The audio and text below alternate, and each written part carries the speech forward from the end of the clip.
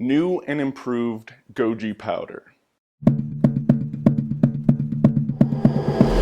Hey, I'm Logan Christopher from Lost Empire Herbs, and I'm happy to talk to you about our new and improved goji powder today. Now, one of the core values here at Lost Empire Herbs is unending quest for quality.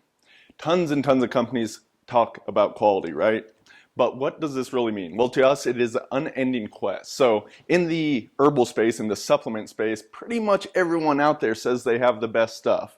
And unfortunately, that just simply cannot be true. And you can't always take people at their word. Unfortunately, that's the way it is. So to really find the best out there, it takes time and effort and exploring different things. And that's why, like we've done with our goji powder now and we've done in products in the past, we have switched supplies. We have found better stuff than we currently have. Now, we're not going to put anything out there that we don't think is good in the first place, but just because it's good doesn't mean we can't find better. Hence, our new goji. So what we had before, a little bit about this, is our goji juice powder. Now this was some pretty cool stuff. They juice the goji berries fresh and they're grown organically on the Tibetan plateau. They juice them and then put that down into a powder. So it's pretty good stuff. One of the issues with this is that there's a bit of maltodextrin in there. Now it's organic, non-GMO, so not a big deal, and maltodextrin is not the worst thing on the planet compared to some other fillers that are put in herbs sometimes. But still, just looking at this here. So recently, last year, we came across a company that was doing a freeze-dried goji powder. Now, just looking at these, you can see a bit of the color difference. The juice powder here, the freeze-dried extract here. And here's the thing, this is actually oxidized a bit because I haven't been storing it in the best conditions here. So when you get a bag of this, you'll likely see a deeper, darker color, but know that light, air, heat, all those things will begin to oxidize this, and some of that color is going to go, which also means some of the flavor, some of the important compounds in there are also going to degrade to some degree. So one of the cool things about this is it being a freeze-dried powder, no maltodextrin at all, so 100% goji, that is all. One of the drawbacks to this, one thing we're noticing besides it oxidizing a bit, is that it will also clump up. So you have to be aware of that and just make sure that you store it in good conditions and you go through it quickly when you open it up. Here's the cool thing about this. You can see the difference in the color, but the difference in taste is the real main reason we made this switch. The goji juice powder, you know, I've been taking this for a while. It was good stuff. But the freeze-dried goji, it really has a deeper, richer goji flavor. And if more of the flavor is coming across, that means more of the important compounds are coming across too. So that is why we like this goji berry. Now a little bit about goji for those of you that do not know about it. It's known as the happy berry because, well, you eat it, it makes you happy. Not quite as simple as that, but that's one of the reputations of it. It does a lot of amazing things. Even though it's a simple berry, it has these Lycium barbarum polysaccharides, which are showing all these different ways to help support the immune system, have anti-aging functions. From the color, you can see that it's rich in antioxidants. It has beta-carotenes, it has zeaxanthin, all kinds of other things that are inside this goji. And with, once again, with the richer flavor, you're getting more of those compounds in there. Here's another very cool thing about goji.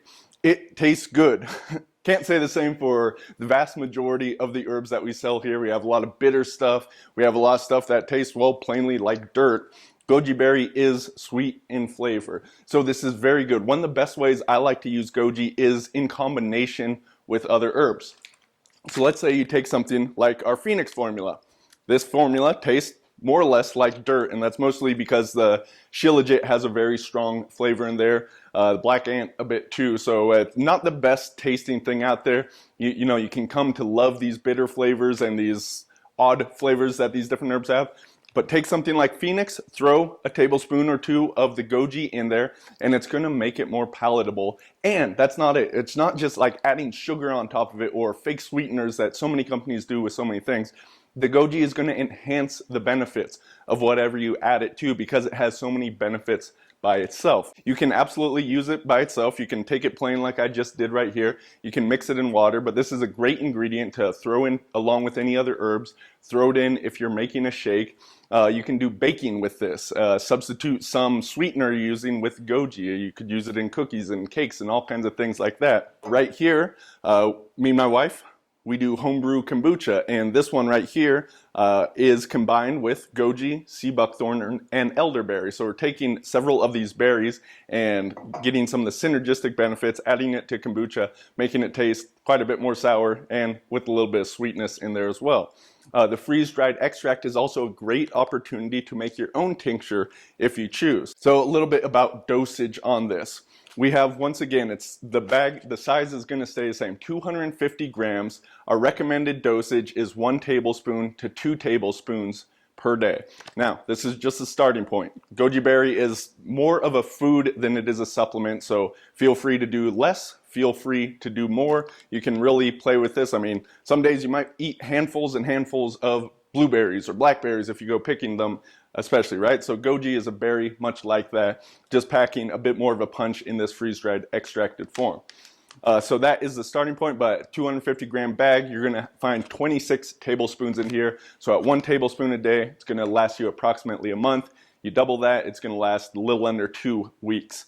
But if you use, say, a teaspoon a day, then the bag would last you almost 2.5, 3 months in there as well. One of the other cool things about this, not only do we have a better quality goji berry, but it's actually cheaper, and we're passing that savings on to you. So I feel goji is a great one for those reasons I said. A lot of the not so good tasting herbs, throw some goji in there, enhance the benefits and enhance the flavor at the same time. So just add goji to your cart when you're picking up something else. Try our new freeze-dried goji. It's also organic. It's grown in great conditions. This is very cool stuff. I'm super excited because we had a good product. Now we have something even better. If you're not watching this on LostEmpireHerbs.com, head on over there, pick up a bag of goji berry today.